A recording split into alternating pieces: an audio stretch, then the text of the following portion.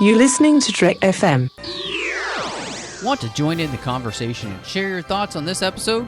Join the Babel Conference, our listeners' discussion group on Facebook. Just type BABEL into the Facebook search field, and we look forward to seeing you there. This is Steve Sansweet of Rancho Obi-Wan, and you're listening to the 602 Club.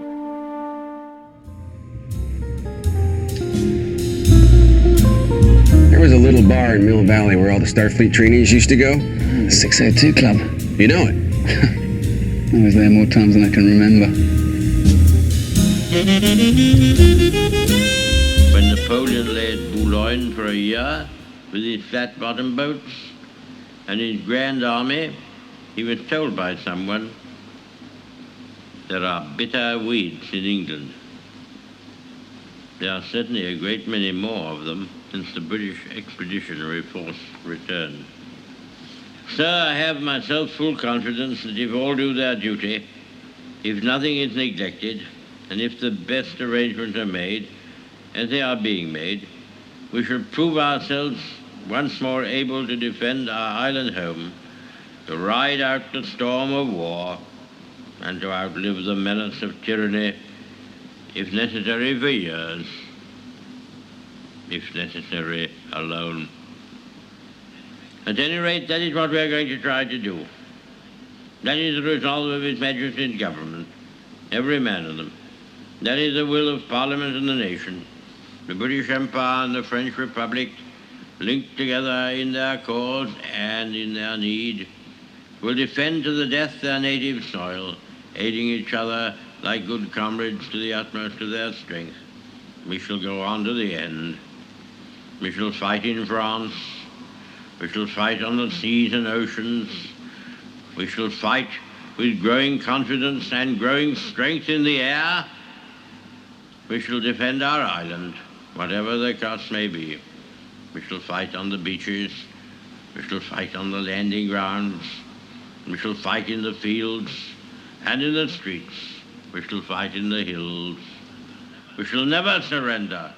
And if, which I do not for a moment believe, this island or a large part of it were subjugated and starving, then our empire beyond the seas, armed and guarded by the British fleet, would carry on the struggle until, in God's good time, the new world, with all its power and might, steps forth to the rescue and the liberation of the old. Welcome, everybody, to the 602 Club, Trek FM's General Geek Show, where we will continue to talk about the podcasts. We will continue to talk about the movies here in the fields, on the beaches, everywhere. We're going to keep going. We will never, ever surrender. We shall never give up. And I'm so excited to be talking about the film that we're going to be talking about this week. I've been, honestly, 2017, looking at the schedule, knowing that this was coming. It was one of my top films of the year. And of course, I'm talking about the Emoji Movie, which we all saw early. No, I'm just kidding. I'm just kidding. Gotta support Patrick Stewart. I am talking about Dunkirk, of course, and I have some incredible gentlemen here to talk about that with me. I needed somebody to keep the British end up, and so the one and the only Lee Hutchison, and his first time on the podcast.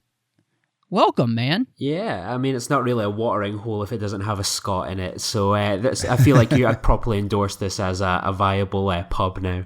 Excellent, excellent. Well, hopefully you've just brought the really old scotch, and I mean that's really the way to get in. So yeah, I don't know about you, but I've had one to get me kind of all liquored up for this, so I kind of get the vocal cords as smooth as they can be. There you go. And then I needed another great man to talk about this with me, and so I chose the one and only John Mills. Welcome back, buddy. Oh, see, you stole my thunder. I was going to say, and he wasn't available, so I showed up. Yeah, it's my first time back in the 602 Club in a while, isn't it? It has been too long. It's been Hi, too long. everybody. I'm glad to be back. We's glad to have you back. And I'm just, again, this is a really I think just an incredible film to get to talk about. And before we dive in completely, and I hit you with a pop question, you can find us everywhere. You can find us on iTunes at itunes.com/TrekFM. We're a featured provider there with every show on Trek FM. We have so many shows now. We have a brand new Discovery show, 602 Club, everybody else, so make sure you check that out. And while you're there, hit us up with a star rating review. Really appreciate that, and it definitely helps the show. You can find us on Twitter, Trek FM, Facebook at facebook.com/TrekFM. And, of course, we're on our listeners-only discussion group on Facebook. So it's called the Babel Conference. If you're on Facebook, type Babel into that search field. Or if you're on the website at trek.fm, hit the discussion bar. Any of those, any of the menu bars, you'll see it says discussion. Hit that, and it'll bring you right over. And last but not least, if you're on the website and you'd like to send us an email, go to trek.fm/contact. Choose the 602 Club. That'll come straight to me and any of the hosts that week. And so, gentlemen, diving into Dunkirk, I wanted to ask you, because this is one of the films which aspect ratio it has been a huge thing. And Mike Schindler's not here to give us the lecture on exactly what would be the difference. But I did want to ask you guys, before we even talked about the movie, really, what aspect ratio you ended up seeing it in. So, Lee, what did you end up being able to find the movie in, and which versions have you seen it in? Yeah, well, I've got a kind of couple options in my city, in Edinburgh. The first time I went to see it, I saw it in digital IMAX. And then just the other day I got to see it in 70mm, but not 70mm IMAX, just 70mm film. I've got the option to see it in 35 and digital. So I've got those couple options still to see if I fancy kind of ticking a few more boxes. But yeah, it's been the IMAX and 70mm screenings for me. And John, what about you? What did you end up being able to find it in your new hometown? Well, I was actually able to find a place near me showing it in 70mm. I've only had an opportunity to see it once so far, but I was able to see it on 70mm film, which was, I mean, wow. I mean, like, it's the first time I think I've seen a film print in an appreciable amount of time, and it was a remind, like it was listening to vinyl for the first time in years. It was like, wow, that's right, that's what this was like. For me, the only theater that we saw it in so far has been IMAX, the IMAX format. And I have to say, it was great. I enjoyed, him filming all in IMAX. And so having that, amazing picture, the presentation was fantastic. Sound was wonderful. Actually, this week, as we're recording this, my wife and I will be traveling up to Seattle, and we are going to get to see it in 70mm. So I'm very excited to see it that way. And actually, it may shock some people, but it'll be my first 70mm showing of a film ever. So that's got to be just an age thing, man. I mean, I know I'm the gray hair of this group here, but it's so wild that it's such a special thing to see something on film now. Like that's just, it is, this whole thing with Dunkirk has really been the thing that's finally driven home to me exactly how much things have changed in the last several years, 10, 20 years or whatever, in film presentation. It just is absolutely amazing that we even have the discussion about, I'm seeing it in film. It's like, when I was a kid, it was like, what else were you going to see it on? It's wild, man, just to think how much things have changed. Yeah, it didn't feel like a bit of a surprise for myself when I got the opportunity to see it in 70mm, because kind of retro screenings are quite commonplace here, and the projection here in the film house where I saw it in Edinburgh, they're used to showing the 70mm prints. Obviously, we got Hateful Eight not too long ago. So when I hear people talking about, I've never seen a film in 70mm, or I haven't seen this, I'm thinking like, I just saw Aliens in 70mm just a few weeks ago, and it's still an option that we've got here, and one that I'm certainly never going to take for granted. There's one place near where we live, and it's an Omni Theater, and they will do some special 70mm presentations. They're not doing Dunkirk right now, which is unfortunate. Maybe they will later. But the place in Seattle a good friend of the show, Mike Schindler, actually told me it's one of the top theaters. It could be considered the best theater, he said, in the country, so that I'll get to see it in. And they are having a 70 millimeter festival coming up in August, and unfortunately, I will not be around to see any of the films then. And they're going to be showing the likes of like Lawrence of Arabia, Star Trek VI, some incredible films that I would just like, just love to see. But I'm really excited to be able to see a film like this, which is specifically something that Nolan wanted to be in 70 millimeter. In his preferred format, Mike, our friend, is known for saying his preferred format is whatever format the director wants, and knowing that this is what Christopher Nolan wanted, I definitely want to be able to see his vision up on the screen, and I think that I gotta say, an artist actually caring what the presentation is like means something when we're talking about a visual medium. And so I appreciate that this whole discussion that we've been having recently in film about like film and 70 millimeter and all this kind of stuff. It's nice to know that these people and people are starting to catch on, like taking it seriously. Like it matters how it's presented. And what it looks like. And that's the difference between, watching it at home and why I love going to the theater to see a movie presented in all its glory. Yeah, and I think it's good that you were saying that, like, a director that's passionate about the format, and I think no one's done more to champion and kind of prove IMAX as kind of the go-to thing for big movies than Christopher Nolan.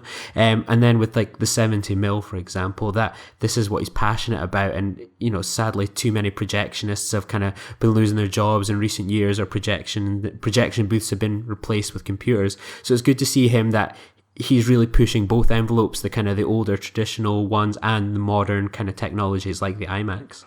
Well, I think that what it really taps into is, it's sort of reminiscent of, it's almost like he has a mindset that informed why, widescreen even, came into being. Was television was a big threat to film. What are you going to do to make it so that people want to go and see a movie in the movie theater? This is an age-old question. This has been, ever since the invention of television, it's been around, and TVs have just gotten better in technology. And I think Nolan, intentionally or not, this is an extension of that argument, where it's like, what am I going to do to make it so that somebody doesn't say, I got a good TV, I can just watch it at home. I mean, I know that when he has these discussions, when he says I'm releasing it in 70 millimeter or I'm shooting it with IMAX, he's saying to me implicitly, I'm doing something that cannot be duplicated in your home theater. Come, please spend money on it. Okay. That wins the argument for me. Well, and it's funny, I wouldn't say that it was a prime example of the theater, other than it sounded and looked great. But it did change my experience because of that. Was actually going to see, I saw Spider-Man Homecoming in Dolby Cinema, and the presentation and the sound was so good.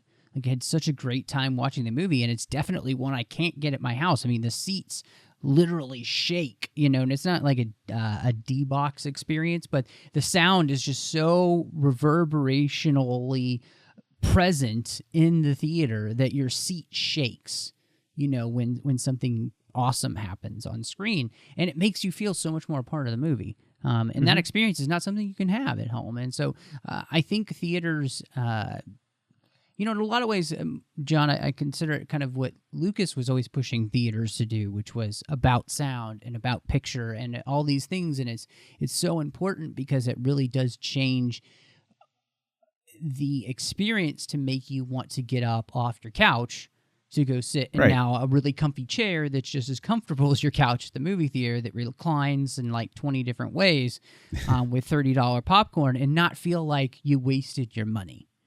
Right.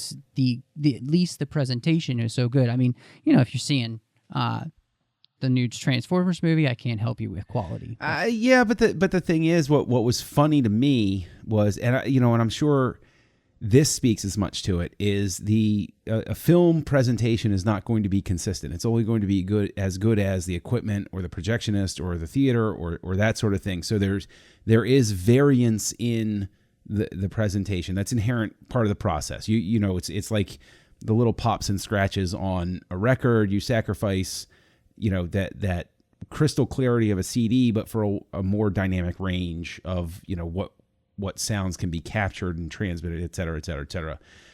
But what was interesting to me was there were a couple of things where, like, you know, the color fluctuated a little bit on a reel change or something like that, which didn't detract from the movie for me. But at the same time, that also drove home for me exactly how spoiled, I think, you know, audiences in general have become to the idea of it being a rigidly consistent presentation. That whether I see, and you know, you made reference to Lucas, if I go see Dunkirk digitally, it's going to look the exact same at the first showing that it does at the 100th showing. Whereas that print is eventually going to deteriorate. Something's going to happen to the film. Somebody's not going to thread something correctly, you know, and that sort of thing. So I like it. It's sort of like a double-edged thing to me, but you know, intriguing nonetheless. One of the most interesting things, I think, beyond presentation about the movie is the way that Nolan structures the film. And that the movie is told in 3 different parts, from air, land, and sea. And it's done non-linearly. And so I wanted to ask both of you how you felt that worked for the movie, like, and as telling this story to which we all do know the end of, which is the miracle of Dunkirk. I mean, that's why we're telling this story. I think for me, like, I was slightly frustrated because I've all but avoided reading or doing anything to do with this movie outside of the trailers and some of the most basic news. And I think it was like almost a few hours just before I went into the movie, like, I just saw online that, it's got this sort of time structure, and I was like, I was so close to getting into this film and not knowing that was going to be sort of the plot. And when I got there, and I think my mind would have been blown just sitting there in the cinema and going, this one plot's going to be 1 week, this is going to be an hour, this is going to be a day. I think that would have been like quite the treat. But I really liked it. I think it was such a unique way to tell the story. It almost, like, you go into a film like Dunkirk and you think, right, we're going to get the kind of whole story. We're going to see a lot of the Germans, a lot of the conflict, how it got to that stage. But it feels like we've gone to, let's cut all that out and make sort of the third act, as it were. Just have everything coming together. And I think when you're watching it the first time, you're waiting for that moment that all the streams cross. And I think it's harder to sort of just relax into the movie. You're sort of thinking, so if this part's here, this part's going to connect up here and here, as opposed to sort of just going along with it. And I think when I watched it the second time, I was just totally relaxed into that. And I think it flowed really well. And I think it's such an interesting way and a bold way to do it. I feel like Nolan's used kind of all his scope and scale experience on things like The Dark Knight, Interstellar, and Inception, while at the same time taking those kind of interesting structures that he's learned with Memento, Inception, and really crafting what I would say is a pretty unique big blockbuster movie. I completely agree. The structure of the film is so bold to me that it basically, the only thing I could compare it to when somebody asked me was it's structured like a novel.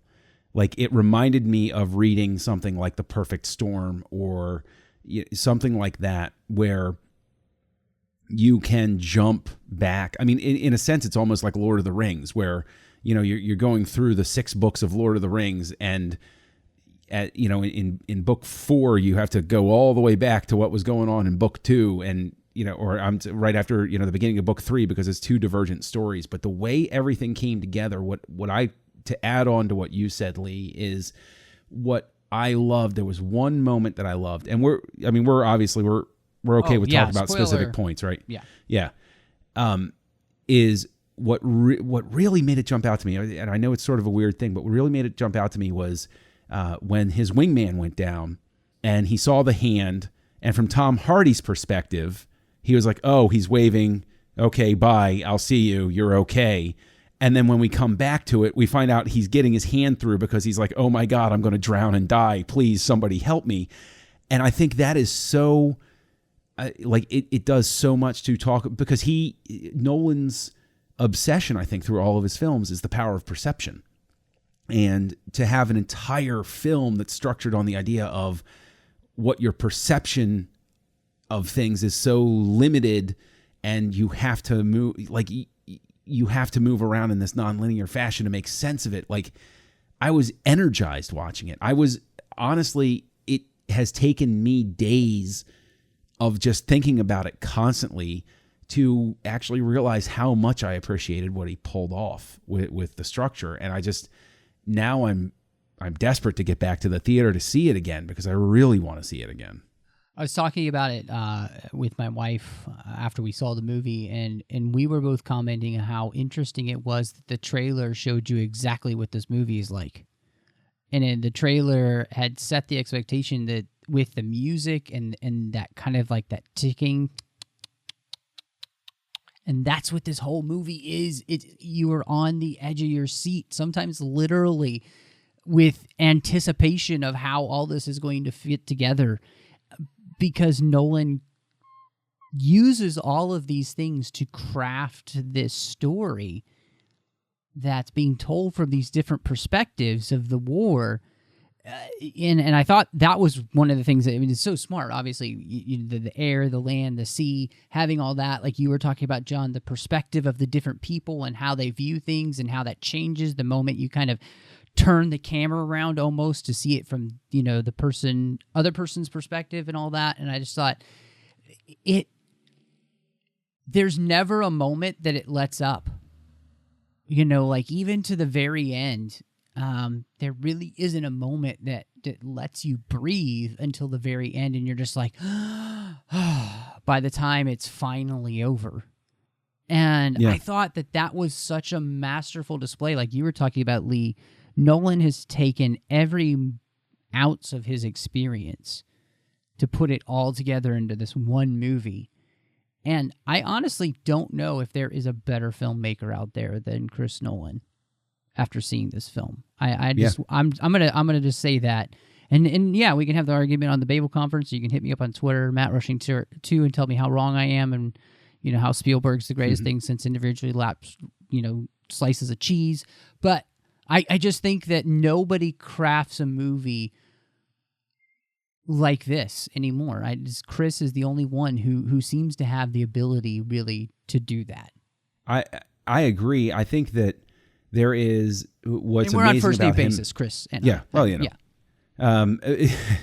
I call him Sea Dog, but the entire thing for me is, I'm a huge fan of Nolan. That's not a rare thing for somebody to say, but like, I'm a huge fan of Nolan, and what he has amazed me with his last several films is I walk out of them and I say, he keeps getting better. He keeps building on what he's done. How can he top this? I walked out of Interstellar. I was like, how could he possibly do something that's going to captivate me the way this did? It's not going to happen. And so I go in and I'm like, you know what? I'll give any movie that he does a try. And, I'm looking forward to it. And I'm, all of that, but I'm not like on the edge of my seat, because I keep expecting the film to, in a sense, disappoint me. And he doesn't. But I walk out of this and where's he going to go? I mean, it's a silly question. It doesn't detract from the movie at all, but it's like he continually surprises me with his willingness to keep pushing and building. And it's just, I don't know where he goes from here in a positive way.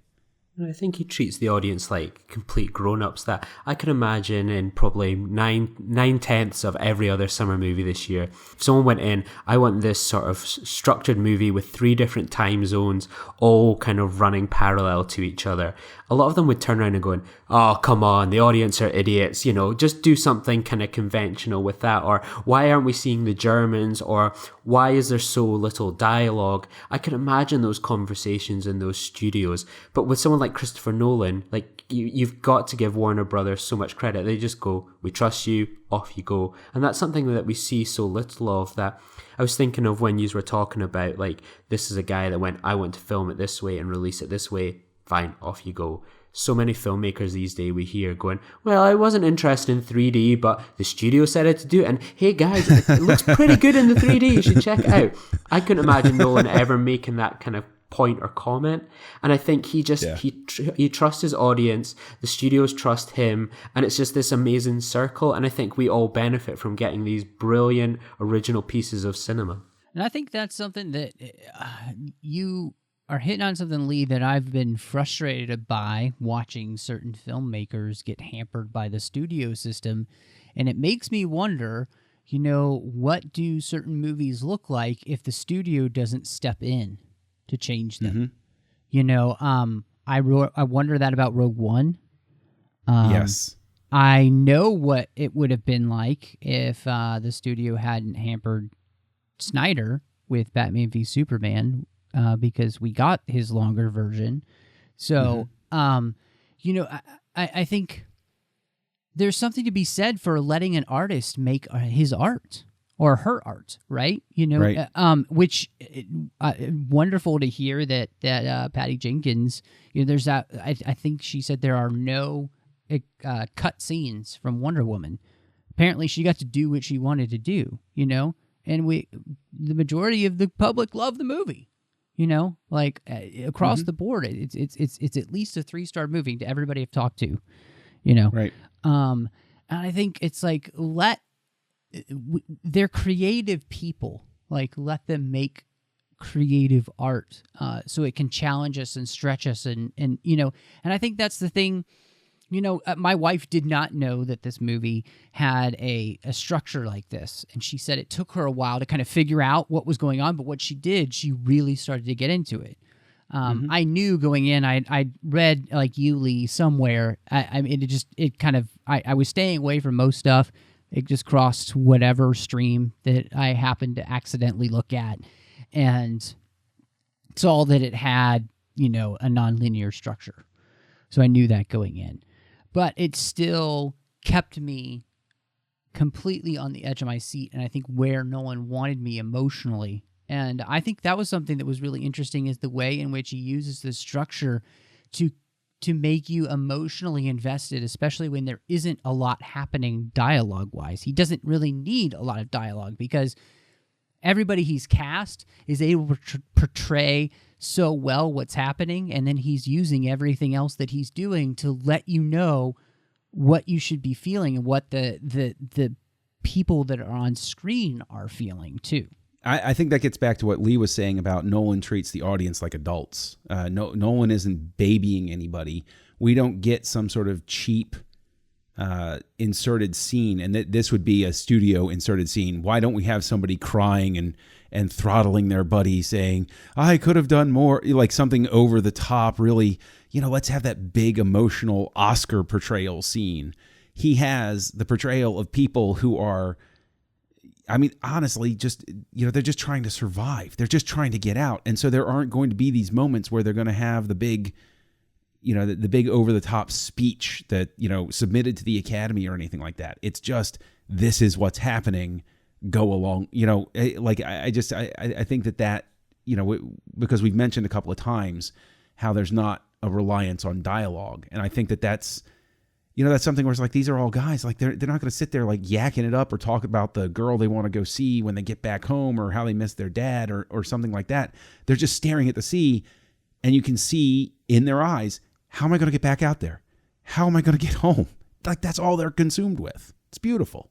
I think it reminds me of, I think it's so stripped down that I think that's where the beauty of the movie is, that I think we've all seen amazing war movies, some pretty mediocre ones, but this one kind of stuck out most of all kind of for me because it was so stripped down that you can almost imagine it's one of those ones that you can imagine writing a script for this and it's like 1,000 pages and then it's going like, okay, chop it down a bit further. Like, it's refined to the absolute most basic human needs, and it's not got any of those things that you think, would that have happened or would that not have happened, and it's jettisoned.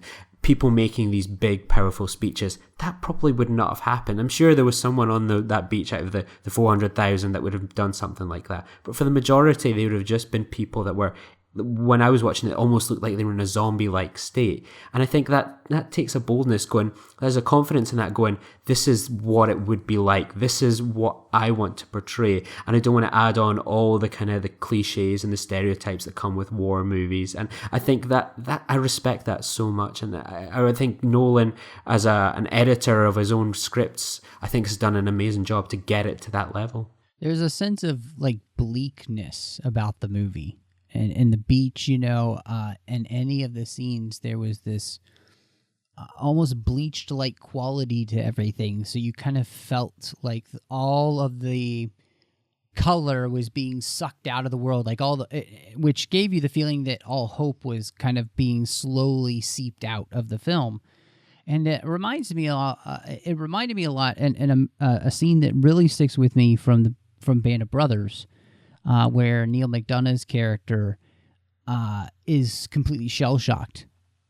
And he just kind of falls to his knees, and he's kind of shaking, and there's not a lot of music or anything. There's not a lot of dialogue at that point. It's just this kind of raw emotion. And what I loved is Nolan, like you guys saying, letting that play with all of these characters where there's very little dialogue and there's just a lot of, and it sounds bad to say, there's just a lot of staring that happens in a lot of the movie. Like guys just portraying the fact that we are stuck on a beach, the Germans are coming. I love that the Germans are never seen. They're just this malevolent force that's always kind of behind everything. Like they're always this constant threat, but you never see them there except for their planes. So it's a very almost mechanical fear that's being kind of pushed forward, like the machine of war, but you're not actually really, all you're seeing are the machines that are against you, and it's something like the whole thing again, just the structure and the way that Nolan is working all this together. I just think, gosh, we're singing his praises, but it's because it's giving us this kind of masterpiece of war film, but not just war film. I think just film in general. Yeah, and actually, since it is a war film, I also want to tip the hat. Something that I appreciated greatly was I was on the edge of my seat. Like it was gripping at certain points with what they were going through and how I just was very affected by every time the fighters and the bombers came by or a torpedo hit or something like that, which was incredible the way it was done, but even more so because as we have moved further and further through the years, war movies almost seem like horror movies, every movie seems like a challenge to see how realistically we can have a body part blow off on screen. And we aren't subjected to that. There is a tremendous amount of restraint in the gore, while at the same time, he's still able to convey this fear and this tension. And I think it is, I want to take the directors, the filmmakers, the producers who lean toward that more gory stuff and force them to sit down and watch this film and say, see guys, you don't need it. You don't need to do that. You can still get an audience without, making everything look like, a zombie film with all of the blood everywhere. There is a way to do this. I think there's a definitely some of the techniques that they use like remind me of the old horrors you used to watch with it kind of on the TV, where it's the sound that gets you. It's knowing something's coming, and as opposed to that's the knife gone in, that's the shotgun in, and you're getting the blood. Like I was quite conscious when the first time I watched it, in IMAX, and you've got this amazing speaker, and anytime you heard a bomb drop, a gunfire, a torpedo, people were jumping in their seats or kind of shaking or moving about. And like for a movie where, very little gunfire is actually shot between people, or very little see like an enemy, like that presence is always known. And it was just like, I knew it was coming. There was one point in the beginning when a gunfire shot happens unexpectedly. I remember watching it the first time, jumping in my seat like, oh my God, like especially in this with the speaker. And then when I watched it the other day, I was like, I wonder if this will play the same way. And I was just sat there in my seat, and then that gunshot was made, and the person next to me jumped in their seat, and I thought, that's brilliant. Like, it's been so long since I felt like terrified or uncomfortable in my seat due to kind of sound designs and kind of the threat and the tension. Because we watch so many movies where we think, oh yeah, we know the superhero is going to make it here. We know this hero is going to make it because we know they've got a 20-act contract. With this, it's like, it felt like anyone and anything could die in this movie. And I think that sense of tension is there from the first minute to the last. One of the things that I was really struck by in the film was the way it talks about and kind of displays and has a conversation about, even though, again, there's not a ton of dialogue, about courage. And, on the boat specifically, the main boat that we follow over to Dunkirk, we see three characters, and one of them is a kid named George. And he asks Mr. Dawson, after they pick up this soldier who is clearly shell-shocked, if he's a coward. And I love the way he asks it because it's so polite. He's like, Mr. Dawson, is he a coward, sir? It's just so polite. And they have this whole conversation about, that he's shell-shocked and he's seen things that, no man should have to see. And he may never be the same again. And the way the movie kind of shows the different types of courage throughout the movie, and then maybe the lack of it, or you might see intense bravery at one moment and then incredible cowardice the next. I really like the way that Nolan kind of juxtaposes all of these things and how they all kind of work together in something like, I guess the only way I could describe it is really kind of the fog of war. Yeah, for me, I really did like that conversation because he's not himself. I don't think he'll ever be himself again, or he may never be himself again. Like that is a beautiful moment because it is. I think that there is a trap that's easy to fall into in modern times, to think that these are the first times we're having these discussions, and it was more that he was saying, let's back away, let's let him process, and people understood. I mean, the Second World War happened not too long after the first, so I think he even has Mr. Dawson actually even has the line where he says it's our generation that caused this war, and he's the one that has to suffer for it, or a line to that effect. And I think that there's there's an incredible consciousness of that, and I think an appropriate amount of guilt, I would say, portrayed by Mr. Dawson, where it's like, why did the world come to this point? We were supposed to have been done with these sorts of things. But see, for me, watching it, I didn't see any I think that the entire film basically proposes and even sort of summarizes at the end that there is no thing when you're trying to survive such as cowardice. There's ingenuity, and all of these guys are trying to get off of the beach. Was it cowardice for these guys to pick up a soldier on a stretcher and get him onto the boat in hopes that they would be able to go off on the boat as well? Was it? Or was it simply seeing an opportunity that somebody else didn't see? And can you fault them? Can you possibly fault them for saying, wow, I'm so desperate to get out of here, I've got to do anything? And then, of course, they wind up causing that soldier's death. He would have remained on the beach, but they wind up putting him on a boat that gets sunk. They kind of turn into like the Jonahs of the story. Like every time they get involved in something, it goes south. Yeah, right. And it's I think that there is, how could you fault anybody for feeling a sense of desperation? Especially when, you've run through. It starts off. The movie's relentless. It starts off with him running with his fellow soldiers through the deserted town, and he's the only one that makes it out. Everybody else gets gunned down as they're running, and they're so close to getting away. I'd try to stop me. I'm going to try to run on water at that point. It's just, I'm sorry for rambling, but yeah, for me, I think the movie really just puts out there that, in a situation like that, you can't fault anyone for just trying to survive.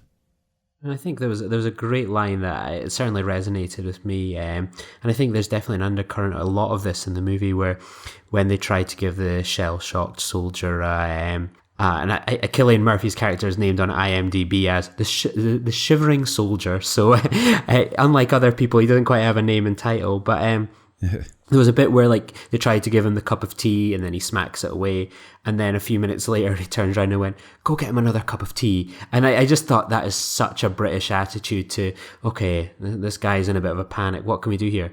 Cup of tea? And then it's like, no, that didn't work. Yeah. Another cup of tea? As if that is like always the British solution. There's just like, tea? I thought, I don't know how that played, but when I watched that I thought, that is a brilliant Christopher Nolan joke. Like, it's so subtle and it just kind of just flows under. And I think what kind of makes this film kind of also so special is that it's pretty much just dominated by British and Irish actors. There's next to no American involvement. You've got a couple of French actors, but I think it's so refreshing to see a movie that portrays a country's time of war, and it uses actors that could have been there. It's not like you've got maybe Andrew Garfield or whoever putting on an accent going, oh, what, governor, you want a cup of tea? It's it's those real voices, that real Yorkshire accent, that real Glasgow accent, the real Essex accent, all those real different accents, as opposed to kind of generic accents portrayed by, say, Americans or Canadians. And I think that it's really good to have this movie. You think, man, like, I feel proud that this feels such a British film. Obviously, we've got all this American money behind it, but it feels like Christopher Nolan is championing British talent, whether that's someone like Harry Styles, for example, or all these unknown actors and actresses. Someone like Jack Lowden, the Scottish actor that's alongside Tom Hardy. I think this movie is actually going to be kind of the start of a lot of actors' careers, and I think that this is going to be their origin story. I have a question for you though, Lee, and do you think that, because you mentioned this felt authentic, even to somebody like myself, where I only know English culture from the outside, it still felt very authentic. Do you think that in the hands of another director, I mean, obviously, what other director is going to structure the movie like this or anything like that? But let's say there was an American director or something like that. Do you think that something would be lost in that translation? Do you think that it took a essentially British director to make this happen, to make a film like, to get all of the idioms right, to make it feel authentic that way? Or do you think anybody else could have stepped in and done that? Yeah, I'm sure there's someone out there, because there's so many great talented directors in and around the world that could have told this story. But I think Nolan was the perfect person to do it. I think he's so good at like dealing with large casts, and I think you look at the cast that he's chosen, and he's always so good at casting. And I think, yeah, he's gone with something that's so authentic. And like Dunkirk was, you were saying sort of English culture. I would say it's just a British story. It's like, I was kind of like, it's hard not to think with Nolan, for example, when you think of his movies, say particularly like kind of like the Dark Knight trilogy, like those are very political movies, and I think this one is very subtly political. Yeah, like there's a lot of chat about Churchill and like failures in war, but I think that what he's trying to do is tell a story of where Britain is now and where it was. And I think people have this very romantic idea of Britain around the world, that it's that cup of tea, the monarchy, God Save the Queen, all these sorts of things. But, you look at kind of the British culture in the past few years, where we had like a Scottish independence vote where we're wanting to separate from England, and then you had the Brexit vote, which said we want to remove ourselves from the European Union. And I'm trying to put myself in Nolan's head. Like, I'm thinking, right, when did he start writing this movie, or when did this start to go, this is my next project? And I can't help but think things like that influenced it, where I was thinking of a line. There was a speech just before the Scottish independence vote where former Prime Minister Gordon Brown came out and went, Scots and the English used to fight side by side, that all round graves in Europe and Scotland are Scottish people and English people that died together. And then you think of sort of the same with the war itself, Dunkirk, I'm going to wait around and help the French get off this island. And I think, Nolan's clearly trying to say, like, remember all that time we were together, that there was that unity and there was that cooperation. Yeah, things weren't perfect. We had all these colonies around the world, but we worked together, we died together, and we were a band of brothers. There was tensions obviously within that, but that was something that we're missing.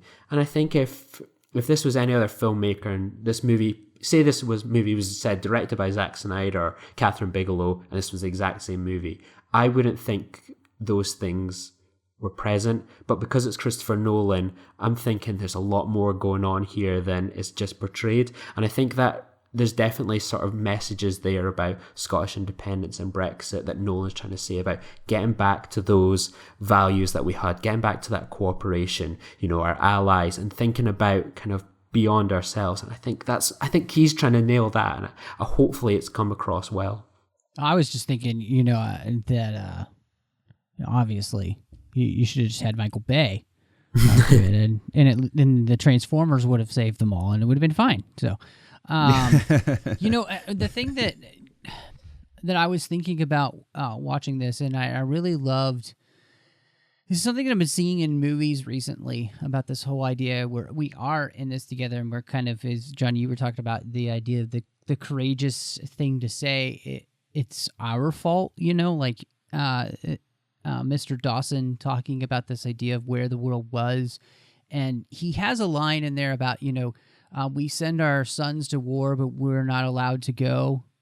And now they've been called up, and asked to serve. And I thought that was so beautiful because it's that idea that courage comes in all sizes and all shapes and all forms. And if you know the story of Dunkirk, even awesomely women were involved with this rescue. So, I mean, it was everybody coming together courageously to do something that was extremely dangerous in U-boat infested waters, crossing the channel to bring these men home and to alleviate one of the world's worst colossal military disasters we'd ever seen. Absolutely nobody expected the French and the British to be pushed back like that to the edge of the world, really. I mean, they're pushed to the edge and are about to fall off until somebody comes and gets them. And I thought the courage displayed in the small and the little bits of all of these people coming together on fishing boats is the shivering soldier says, "You're nothing but on a pleasure yacht. What do you know about any of this?" And that we don't, but that's not the point. It's either this or nothing, and we're going to try something. And it also kind of reminded me of Chris Pine's speech in Wonder Woman, where he says, my father said you can either try nothing or you can try something. And I already tried nothing, and these people choose to do something, and it saves, over 300,000 men. Yeah. And I think there's the panic as well, especially that kind of drives people to do these courageous acts that you almost think of, like, you've got these people coming from Britain over to France, and then the people in France are wanting to escape back to Britain. And it's that, if you've ever done it yourself, and you can see it in the movie, that you can see, the coast from France, and it feels so close that if you're someone that's thinking, oh my God, we've got all these people just at the other side of the sea, we can go off and save them. Like, it feels like it's an achievable goal, and it feels like within arm's length, and you can make a difference. Whereas if you're someone that's trapped in France, you're looking and you can see that coast, and you're thinking, home is so close. How can I not just get from here to there in a matter of a few hours? And it's that hope that can either kill you or inspire you, I think. Yeah, for sure. Well, and it's something that, just talking about this, it brings to mind the idea of survival, and I thought it was so fascinating to see some of the characters that we followed throughout the entire movie and then get home and be quite discouraged, and that feeling that they had let their country down and feeling ashamed of that. And it's not until the reaction of them arriving home almost as heroes, and that survival was enough. The survival created a hope that they didn't expect.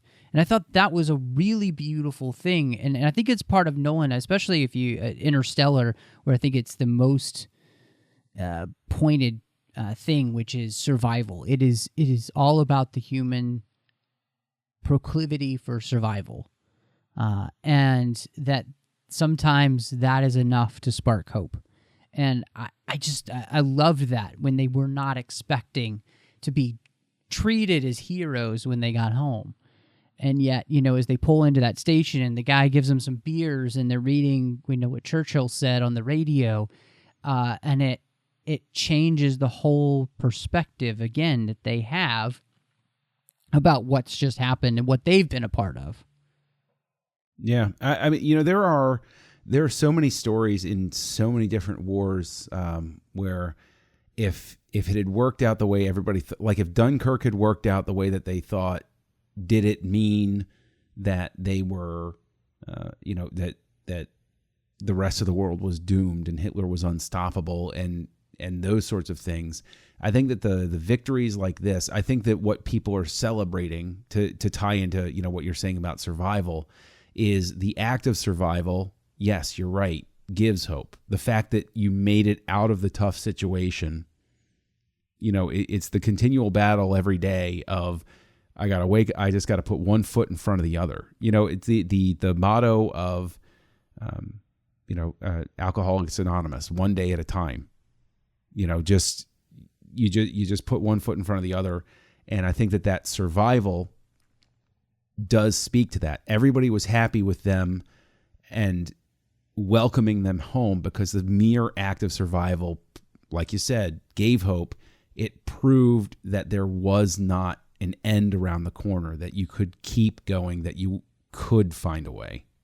I think it summed up when the guy's like, oh, we need destroyers. Why are we going to get destroyers? And it's like, we need them for the next battle. What about here? It's the next battle. And I think when, potentially in a war situation, you're not thinking about, okay, like with Dunkirk, they were saying obviously 400,000 on the beach. They were hoping to get 30,000 back. They're almost thinking that's a battle lost. But there's always the next battle. And if you can fight the next battle, you're still in with the chance. It's when you can't fight that next battle that you're over. And I think that was certainly an interesting line.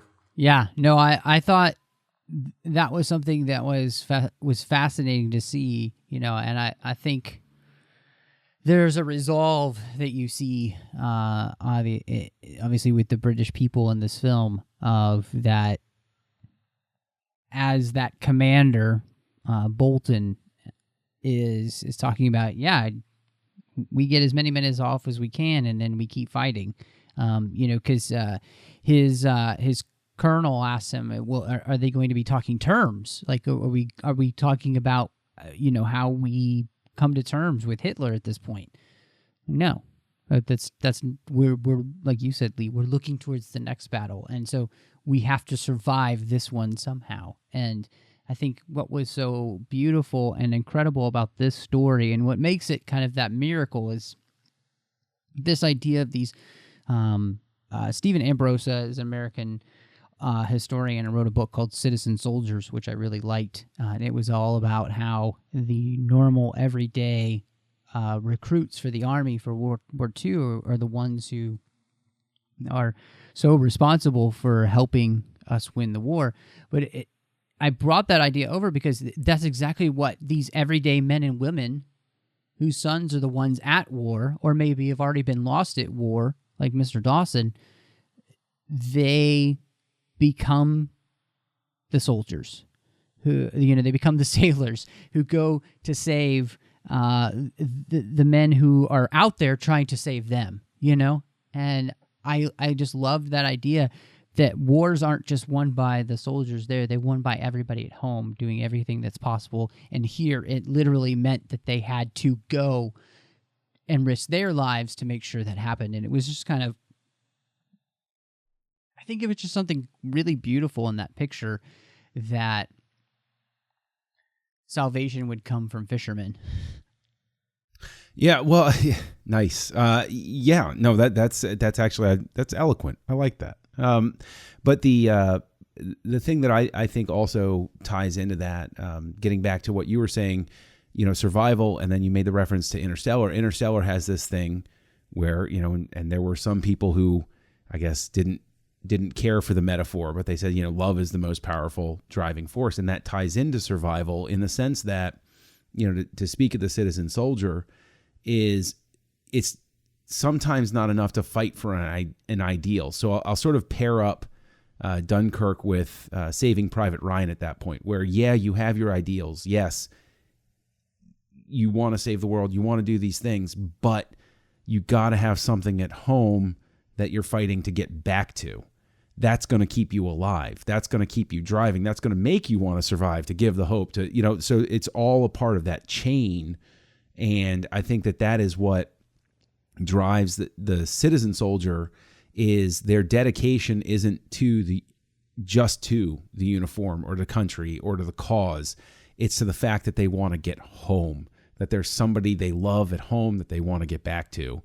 And I think that is, that is a beautiful thing, because I think Dunkirk still communicates that without having the customary speech about, I want to get home and, have a spot of tea with Becky Sue and stuff like that. I don't think Becky Sue is a very British name, but hey, I was reaching, I guess my American military films are too much in my brain, but you know what I'm saying? Like, it's not enough to fight for it.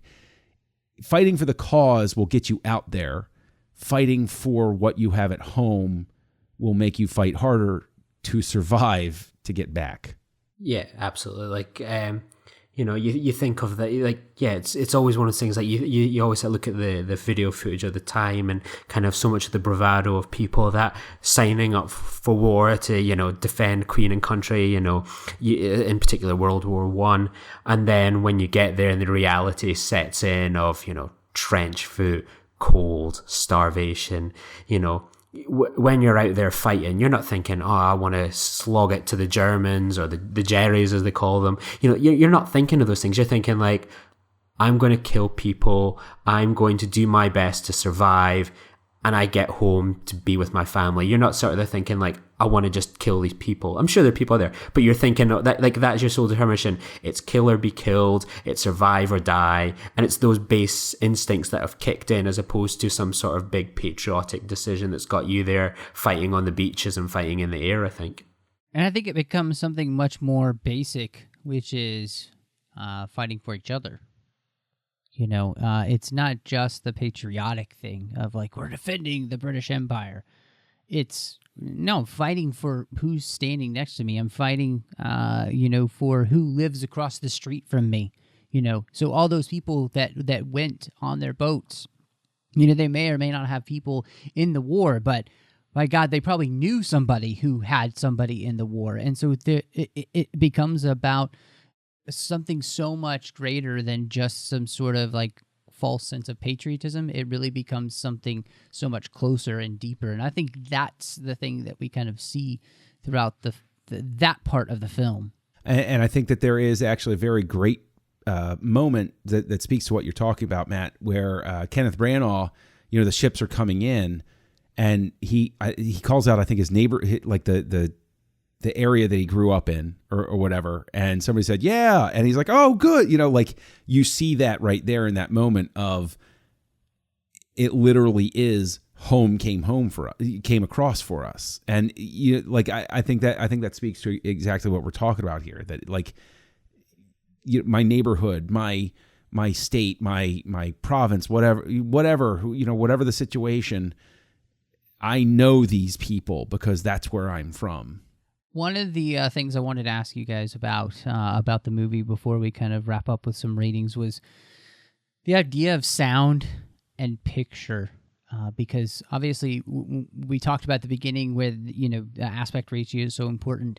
It seemed to me that the sound and the soundtrack and the picture all married perfectly to kind of bring us along with every visceral moment, every, jumping, Lee, as you said, I loved, because it happened to me a couple of times where there would be a sound that was so loud, it does kind of make you jump in your seat.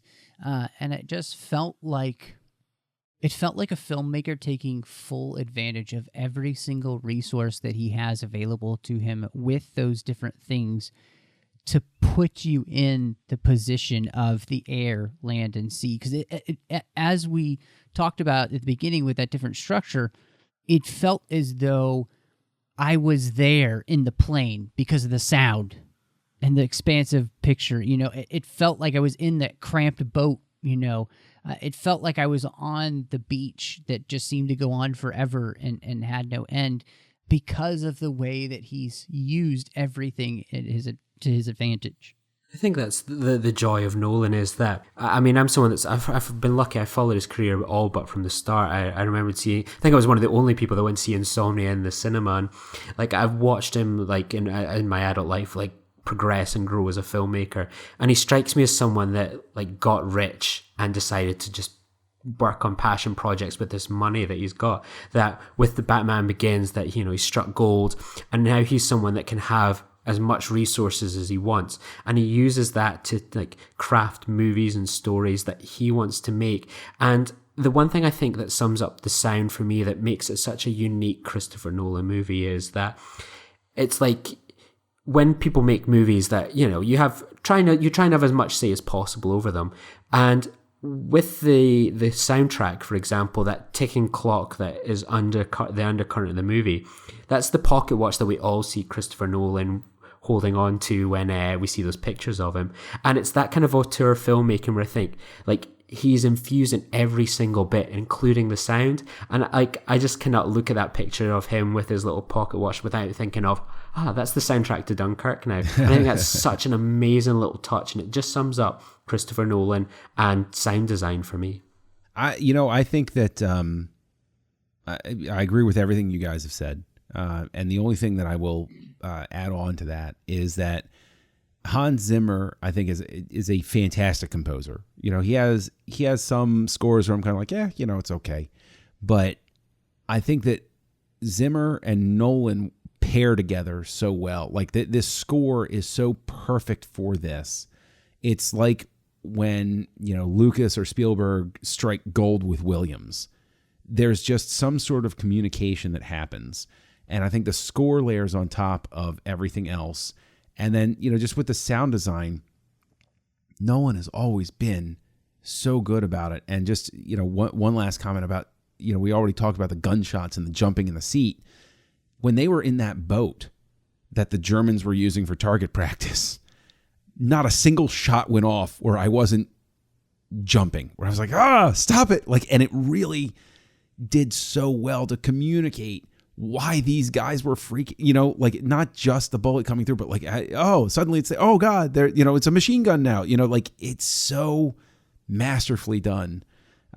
So yeah, I mean, I agree with you guys. I think Zimmer is at the very least going to get nominated for an Academy Award for this score. I think he should at least. And it's interesting too, because this is one of those scores, I think that, and it's not a knock on the score, but it's so married to the film that it works best in the film. Mm-hmm. I've been listening to it at home, and it doesn't have quite the same effect, and that's because it's so made for what you're seeing on screen, and to marry with the sound design and everything else. And that, again, that's not a knock on Zimmer. It's actually a huge praise that he's able to create something which is so integral to the movie that it's not something that is as enjoyable when you pull it away from the rest of the film. And that's a really neat thing, I think, for a composer to be able to do. And I do, honestly, if this movie doesn't win sound design, it's a travesty at the Oscars. Yeah, I mean, this is, it's just that kind of movie. And so we could go on praising Christopher Nolan, and hopefully, Mr. Nolan, you're listening and just enjoying, your with your tea, as your tea and biscuits, is you're listening and enjoying our copious amounts of praise. But I was wondering for you guys, where did this end up coming down in a rating scale, say out of 5 or 10? So Lee, I'll let you decide where you want to go with the scale. Where do you come down on Dunkirk? Yeah, I think it's definitely a 5 out of 5 movie, but I always have to kind of, because I have to sort of rate it and compare it to a lot of his previous work, and that's just the way my head works. I would put it as like a 4.5. I think there's just so much to enjoy and mine from this movie, and I'm keen to see it a couple more times on the big screen before I potentially have to just make do with watching it on a visual medium. I think the film just makes, like, I was thinking of it afterwards, and like I kind of touched on it earlier. I love the kind of the political message that is an undercurrent, I think, in this movie. And like me and my friend were discussing it afterwards, like, do we feel proud of our country just now? And the kind of answer was not really. There's parts that we, make us think, oh, we've got a great place here, and others that we think just not happy with the way the country's going. And I came out of that movie thinking, man, I'm proud of our history. I'm proud of our history, and elements like that spirit that I think we've still got to an extent today. And I think, that I thought that was quite an emotional experience for me that probably no other movie this summer or any other summer to come will kind of have for me. So, it deserves huge plaudits for that. And even things like, an emotional resonance it had for me was that for example, the Scottish group that were in the bottom of the boat, like the Highlanders. My brother actually served with them a few years ago, so I was thinking, oh, that's an odd lineage there, and I couldn't help but think of like my grandfather. He passed away a few years ago, and he served in World War II, and I would be thinking of all those times that he would tell me the stories of what it was like to serve in the World War and those experiences and the horrors that he witnessed, and I couldn't help but think of, oh, I wish I could kind of share in this movie with him or talk about it with him. And I think when you get films like that where you can talk about it as we have for hours about why this is technically an amazing movie, it's often the emotional stuff, how you can connect to it, that makes it last as long as it will. And I think Dunkirk will do that for me. So yeah, I've got to rate it very highly, and I'd love to see it get the plaudits it deserves in next year's awards. For me, it's so funny. I came out of it. I was almost numb, because I think that Christopher Nolan continually gives audiences and or me or whatever, films that are quote unquote blockbusters, but they aren't blockbusters. They are different. Like it's you go into a summer movie, you don't expect this to happen, and you're given art. And it's so weird because it's so hard to react to it in the moment for me, because it's like a splash of cold water to say, oh my gosh, that's right. This is what film can do. This is amazing. I think it's a masterpiece. I think that it is absolutely brilliant. I can't stop thinking about it since I saw it. I want to see it again. The simple fact that I want to spend the time, money, and resources to go see it again in the theater, that hasn't really happened with this sort of fire in a while.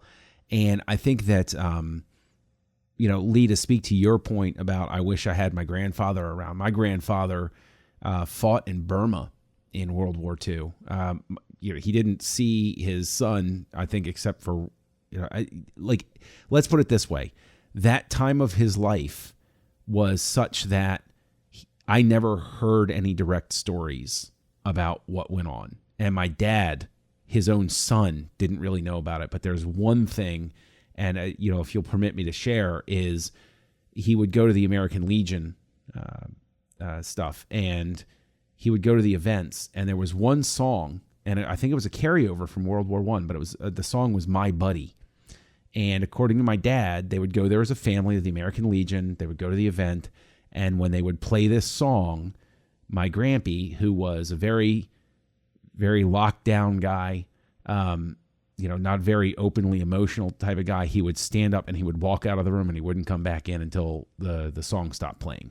So I think to have a film like Dunkirk is so important, not just because of its artistry, but because it communicates the horror of what that war was. And I think that as time progresses, we're in great danger of losing that. and those who forget history are doomed to repeat it, sort of thing. So I think Dunkirk is important on so many levels, the artistic and the historical level of just communicating to people who don't get those stories from their grandparents anymore. This is what people went through. Let's do whatever we can to avoid it. I really like that you pull that out, John, about the idea of history and everything. I found this movie, Nolan unfairly gets criticized sometimes for being cold as a director and not having a lot of emotion in his films. But I found myself in the same place that Kenneth Branagh's character was, welling up with tears as the boats start coming in. And you feel the relief that those men feel. Like the film is so good at placing you in their shoes, making you have that visceral feeling like I'm going to die on this beach unless I do something. Making you understand the choices they're making, and then also overwhelming you when you realize that so many of us, so many of them will make it home. And I think you're absolutely right. It is a reminder of the horrors that can be out there and the hope that can come when we find a way to do the impossible. And I think that's something that Nolan's very much about in his films. It's the same with Interstellar, the idea of doing the impossible, because that's what inspires humanity to do better.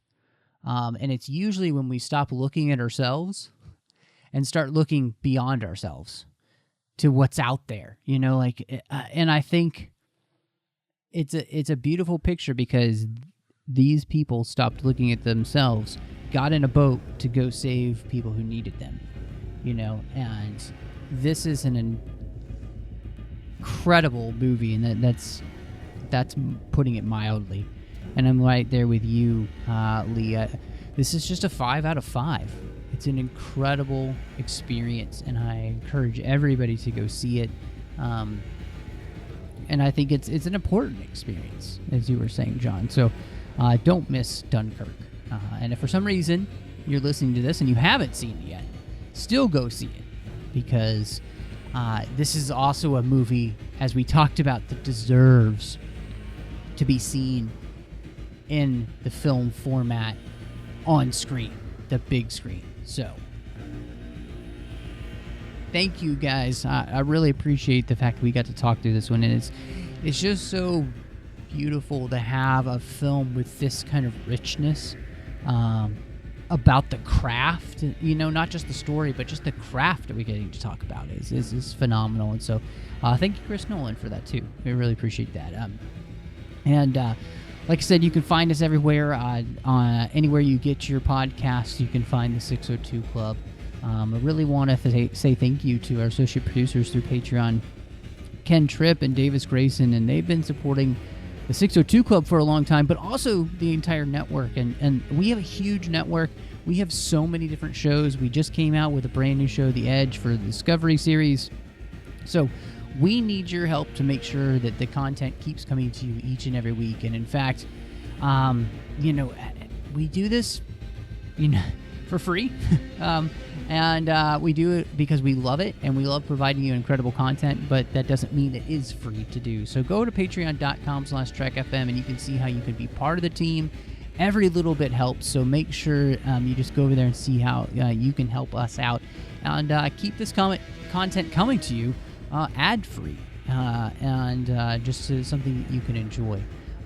Gentlemen, I really appreciate you joining me. Lee, let everybody know where they can find you, and of course where they can find you online if they'd like to talk more Dunkirk, or you're a film aficionado, so if they want to talk anything else with you. Yeah, you can find me on Twitter at Lee_Nostromo, and if you're keen for a companion piece to this discussion, I actually interviewed Jack Loudon, who plays Collins, the co-pilot with Tom Hardy in the movie. It was about another movie, but we actually got to talk briefly about working on Dunkirk and his experiences working with Christopher Nolan and the cast. So that's certainly worth checking out. So that's on the Nerd Party on the Filibuster podcast. So yeah, if you want in a little bit of behind the scenes chat on Dunkirk, check that out.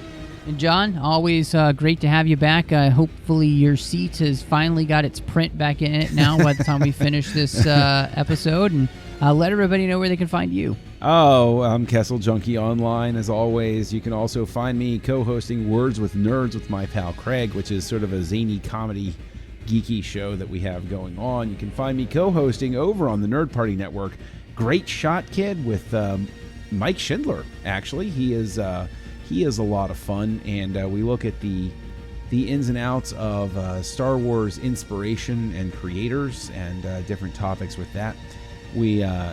I also co-host Aggressive Negotiations on the Nerd Party with you, Matt, and where we talk about the thematics of Star Wars, the sort of in-depth exploration of the storylines and themes having to do with that galaxy far, far away. And then back here on Trek FM, you will find me co-hosting Stage 9 with Mike Schindler, where we look at the work and influences of Star Trek creators. And we sang Mike's praises tonight. So if you want to know, if you want to get Mike really engaged, ask him about aspect ratios on Twitter at Mumbles3K. Just do it. You will not ask him regret about IMAX. Yes, absolutely. That's a fun conversation. You can find me on Twitter, MattRushing02. I'm on Instagram at MRushing. I'm here in the network doing The Orb with Chris Jones, talking about Star Trek Deep Space Nine, along with John on the Nerd Party doing Aggressive Negotiations. And then, of course, I'm also doing Owlposts, a Harry Potter podcast with Drea Kaufman, and we're walking through each and every chapter of the Harry Potter book series, so make sure you check that out. It's a blast. And I have one more show, and it's called Cinema Stories, and we are walking through films through the lens of faith, and actually the most recent episode just did the live-action Beauty and the Beast, so check that out. And you can find all of those and any of our shows on iTunes or wherever you get your podcasts. And check all of them out. They're great stuff. And thank you so much for joining us. And y'all come back now, you hear?